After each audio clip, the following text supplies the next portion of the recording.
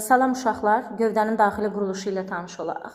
Gövdənin daxili quruluşu anatomiya elminin bir sahəsidir. Yəni, bitki anatomiyası bu işlə məşğul olur.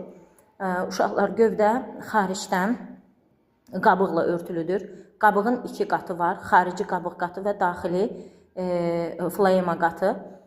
Xarici qabıq qatı hal-hazırda bu nümunəmizdə mantar adlanır. Amma bu mantar vaxtı ilə dəricik adlanıb və bu vaxtı ilə bu mantar əslində şəffaf olub, adı olub epidermis və yaxud da ki dəricik. Dəricik hüceyrələri də canlı hüceyrələrdir və hətta aralarında qapayıcı hüceyrələr də olub ki, onların ikisi birləşib ağızcıq yaradıb.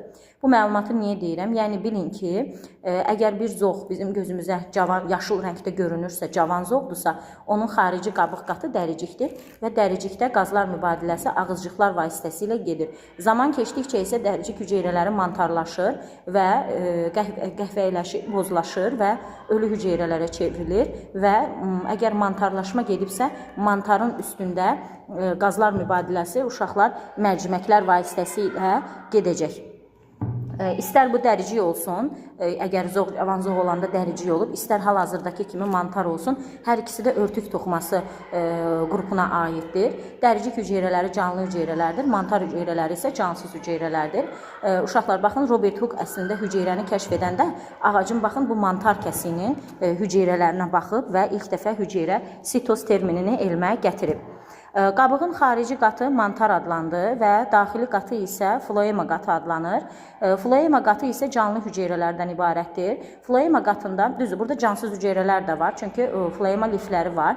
Floema qatında iki cür toxumaya rast gələ bilərik. Burada floema lifləri olduğuna görə floema qatında mexaniki toxuma da var. Floema boruları da var burada. Ara kəsmələri ələk kimi deşik olan hüceyrələrdən əmələ gəliblər.